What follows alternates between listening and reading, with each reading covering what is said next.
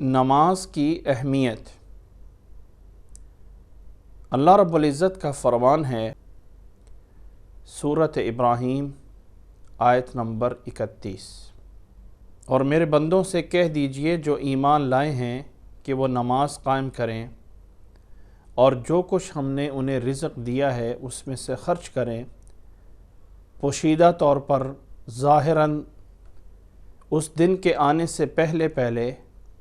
کہ جس دن میں نہ ہی کوئی خرید و فروخت ہوگی اور نہ ہی اس دن میں کوئی دوستی چلے گی۔ اس آیت میں اللہ رب العزت نے اپنے بندوں کو ایک حکم عطا فرمایا ہے کہ جو بندے ایمان لائے ہیں وہ نماز کو قائم کریں، اور نماز کا قائم کرنے کا معنی اور مفہوم یہ ہے کہ نماز کو خالص اللہ کی رضا کے لیے نبی صلی اللہ علیہ وسلم کے طریقے کے مطابق ہمیشگی کے ساتھ وقت پر پڑھا جائے۔ یہ تمام چیزیں پوری ہوں تو تب جا کے نماز قائم ہوتی ہے۔ اور اسی طرح اللہ کے رسول صلی اللہ علیہ وسلم نے بھی فرمایا ہے، اس حدیث کو حضرت ابو ہریرہ رضی اللہ تعالی عنہ بیان فرماتے ہیں کہ ان اول ما یحاسب به العبد یوم القیامۃ من عملہ صلاته فإن صلحت فقد افلح وانجح وإن فسدت فقد خاب۔ امام ترمذی رحمہ اللہ نے اس حدیث کو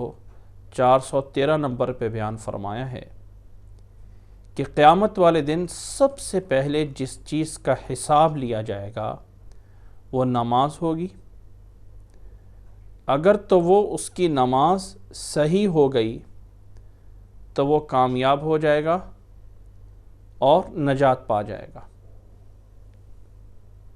اور اگر نماز اس کی خراب ہو گئی تو فقد خواب، تحقیق وہ خسارے میں پڑ جائے گا۔ تو قیامت والے دن سب سے پہلے جس چیز کا حساب ہونا ہے وہ نماز ہے، اس لیے اس نماز کو جتنا بھی بہتر بنایا جائے اتنا ہی کم ہے۔ اور اس نماز کو بہتر بنانے کے لیے اللہ کے نبی صلی اللہ علیہ وسلم نے فرمایا ہے، حضرت مالک ابن حویرث رضی اللہ تعالی عنہ بیان فرماتے ہیں کہ رسول اللہ صلی اللہ علیہ وسلم نے فرمایا ہے، صلو کما رأیتمونی اصلی، کہ لوگو نماز اس طرح پڑھو جس طرح مجھے نماز پڑھتے ہوئے دیکھا ہے۔ نماز اللہ کے ہاں صرف وہی مقبول ہوتی ہے جو اللہ کے نبی صلی اللہ علیہ وسلم نے بیان فرمائی ہے۔ اس لیے ہمیں کوشش کرنی چاہیے کہ نماز کو اچھی طرح سیکھیں، اور نماز کو اچھی طرح سیکھنے کے بعد پورے خشوع کے ساتھ اس نماز کو پڑھا جائے، اور اس انداز سے پڑھا جائے کہ شاید یہ میری زندگی کے آخری نماز ہوگی، یہ خیال رکھ کے ہر نماز کو جو ہے وہ پڑھا جائے۔